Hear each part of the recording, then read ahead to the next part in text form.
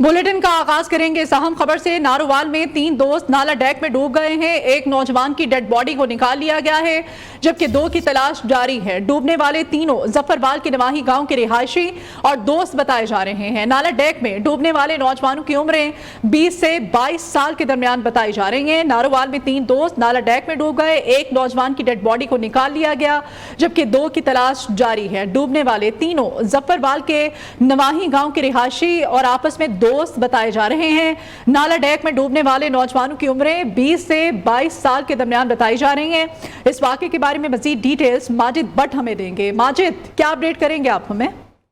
जी, ये बिल्कुल इंतहाई अफसोसनाक वाकया जो नारोवाल के गांव नंगल सूदका में पेश आया, जहां पे 3 दोस्त जो के नहाने के लिए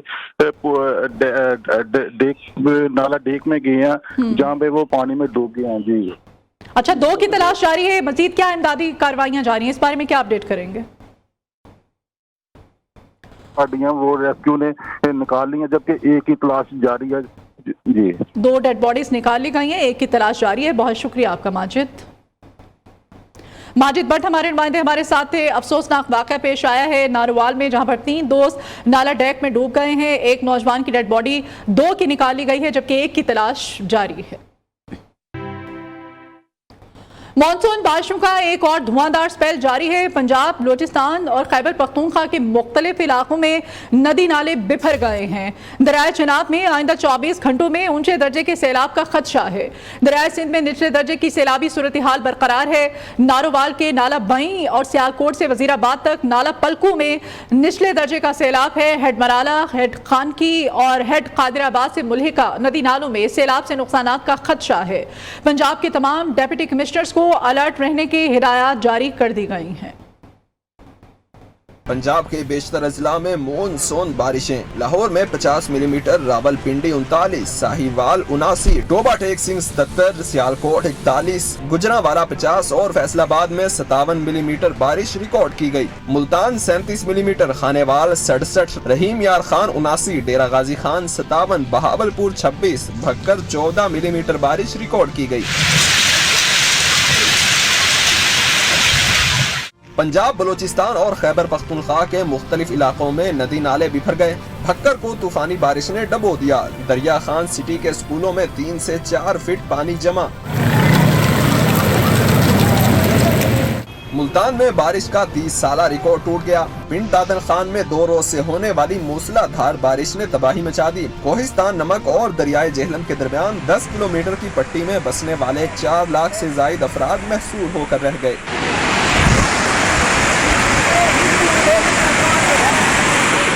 राजनपुर कोहे सुलेमान के पहाड़ों पर मुसलसल बारिश से नदी नालों में तुगयानी। बड़ा सैलाबी रेला नशेबी इलाकों की तरफ बढ़ने लगा।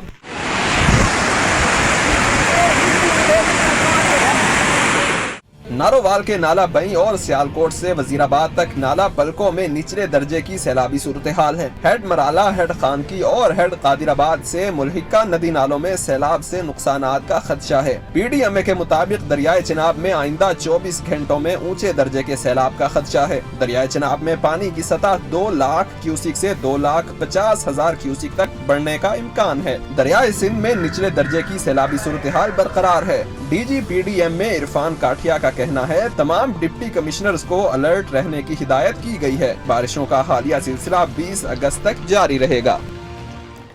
डीजी खान में कोहे सुलेमान के पहाड़ी सिलसिलों से निकलने वाले नदी नालों में तुगयानी आ गई है। नशेबी इलाके डूब चुके हैं। सीवरेज सिस्टम जवाब दे गया है। गलियां तालाब बन गई हैं। राजनपुर में का छाछड़ के करीब नदी नालों में तुगयानी से दर्जनों देहात का जमीनी रास्ता मुनक़ता हो चुका है।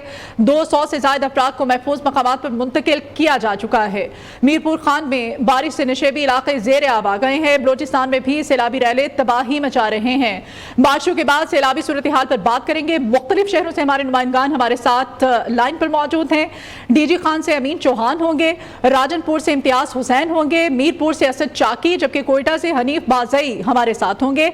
सबसे पहले डीजी खान की सूरत हाल हम जानते हैं। अमीन चौहान हमारे साथ हैं। अमीन चौहान, क्या सूरत हाल देख रहे हैं आप सैलाबी पानी की?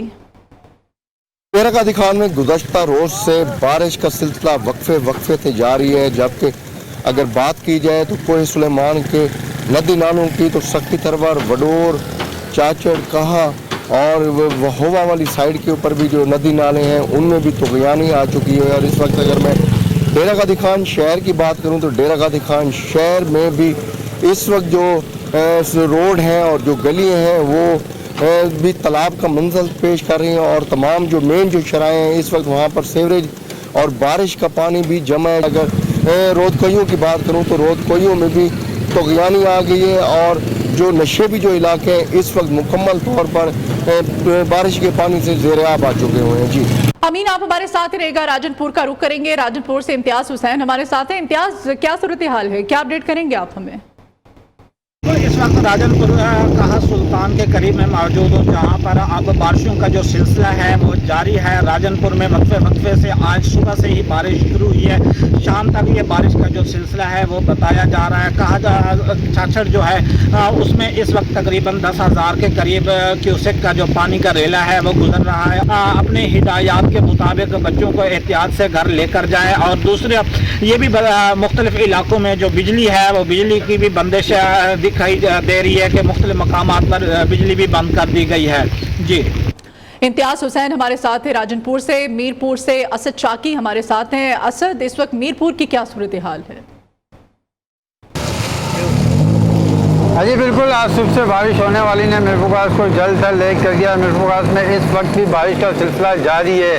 मीरपुर के नशरबी इलाके के हवाले से बात करूँ तो हीराबाद, टोराबाद, गुलशन कॉलोनी, रहीम नगर, सेटेलाइट टाउन इस वक्त पानी की लपेट के अंदर है। मैं इस वक्त हैदराबाद मीरपुर के हैदराबाद रोड पर खड़ा हूँ। ये जो मेन रोड है जो इस वक्त भी मेरा कैमरामैन अगर आपको दिखाए तो कहीं कहीं घुटनों पानी खड़े होने से शहरियों को बड़ी अज़ियत का सामना करना पड़ रहा है। कहीं पर गाड़ियाँ फंसती हुई नजर आ रही है। मीरपुर के शहरी यही मुतालबा करते हुए नजर आ रहे हैं कि जल्द से जल्द पानी निकाला जाए ताकि हम अपने घरों तक बआसानी पहुँच सकें, अपने दफ्तरों तक बआसानी पहुँच सकें। जी, कोयटा की सूरत हाल भी जान लेते हैं। कोयटा से हनीफ बाजई हमारे साथ हैं। हनीफ बाजई, कोयटा में इस वक्त सैलाबी पानी की क्या सूरत हाल है? जी बिल्कुल, मुल्क भर के बलूचिस्तान में भी दूसरे मानसून स्पेल के बारिश का सिलसिला जो है वो जारी है। गुज़िश्ता दिन बलूचिस्तान के मुख्तलिफ अजला में शदीद बारिशें जो है वो रिकॉर्ड हुई, जिनमें नौशकी, चमन और नई सिमत का अजला जो है वो शामिल है। जबकि गुज़िश्ता दिन चमन में मूसलाधार बारिश के बाद सैलाबी रेला जो है वो आबादी में दाखिल हो गया, जिसके बायस मकानात के जो चारदीवारियाँ हैं वो गिर गए और इसी के साथ रेलवे ट्रैक को भी जो है वो नुकसान पहुँचा। इसी के साथ साथ M8 कौमी शाहरा जो है वो सैलाबी रेलों के बायस हर किस्म ट्रैफिक के लिए जो है वो बंद है। जबकि महकमा मौसमियात ने आज भी कोयटा समेत बलूचिस्तान के मुख्तलिफ अजला में शदीद बारिश का इम्कान जाहिर किया है। जी, हमारे नुमाइंदगान तमाम तर सूरत हाल से हमें अपडेट कर रहे थे। डीजी खान से अमीन चौहान, राजनपुर से इम्तियाज हुसैन, मीरपुर से असद चाकी, कोयटा से हनीफ बाजई, आप सबका बहुत शुक्रिया तमाम तर सूरत हाल से हमें अपडेट करने के लिए। जैकबाबाद में मूसलाधार बारिशों के बाद नहरों में शिगाफ पड़ गए हैं। गढ़ी खैरू के करीब ताजा शाख नहर को 70 फीट चौड़ा शिगाफ पड़ गया है। शिगाफ से धान की फसल ज़ेर-ए-आब आ गई है। पानी देहातों की तरफ बढ़ने लगा है। इस वक्त वहां पर क्या सूरत हाल है, असद अली मुगल हमें बताएंगे। जी असद।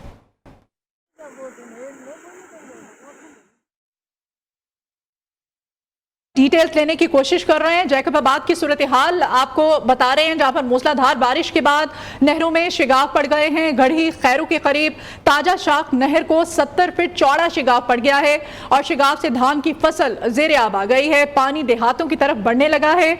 लोगों को महफूज मकामात की जानिब मुंतकिल किया जा रहा है। सैलाबी सूरत हाल है मुल्क के मुख्तलिफ इलाकों में, जहां पर मूसलाधार बारिशों का सिलसिला जारी है। मानसून का ये स्पेल और जैकबाबाद में मूसलाधार बारिशों के बाद नहरों में शिगाफ पड़ गए हैं। Up to 24 hours shine. A balcony shine all the time with Sunsilk Black Shine. अभी आपको बराह रास्त लिए चलते हैं। गोल्ड मेडलिस्ट अशर नदीम इस वक्त तकरीब से खिताब कर रहे हैं।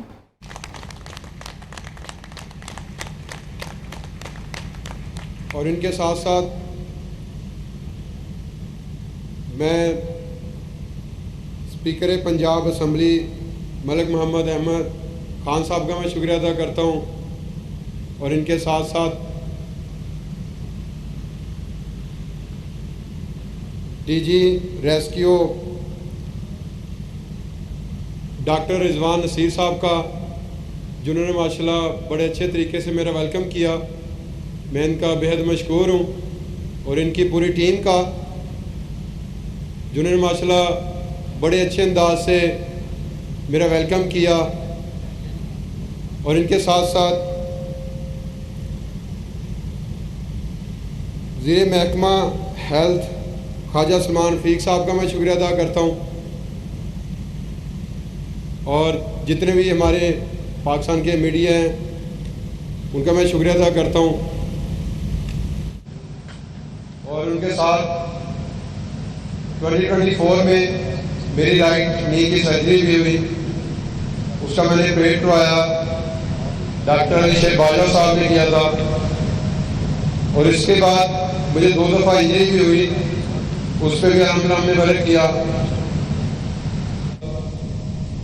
और इसके बाद मुझे 2 दफ़ा इंजरी भी हुई, उस पर भी अल्हम्दुलिल्लाह हमने वर्क किया। तो देखा जाए बहुत मुश्किल था, क्योंकि इसी साल सर्जरी करवाना, फिर उसके बाद 2 दफ़ा इंजरी होना,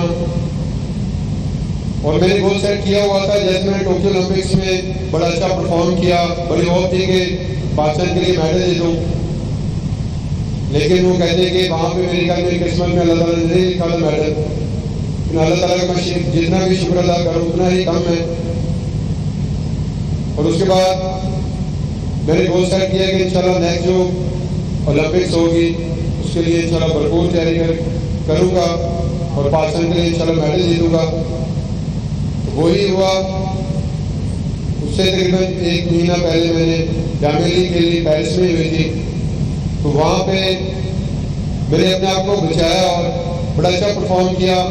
जामिया लीग में मैं 4th नंबर पे रहा, और 1 महीने बाद पेरिस ओलंपिक्स गेम थी। तो जैसे कि आप सबने देखा कि क्वालिफाई राउंड में अल्हम्दुलिल्लाह मैंने पहली ही थ्रो पे फाइनल के लिए क्वालिफाई किया, तो वहाँ से मैं होपफुल हो गया था कि इंशाल्लाह गोल्ड टीम में फाइट करूँगा। और जैसा मैंने पहली थ्रो की माशाल्लाह फीलिंग बड़ी अच्छी थी, लेकिन फीलिंग इतनी अच्छी थी कि जिसकी वजह से मैं रनर भूला, तो फिर थ्रो नहीं हुई, मैंने खुद ही 9 थ्रो कर दी।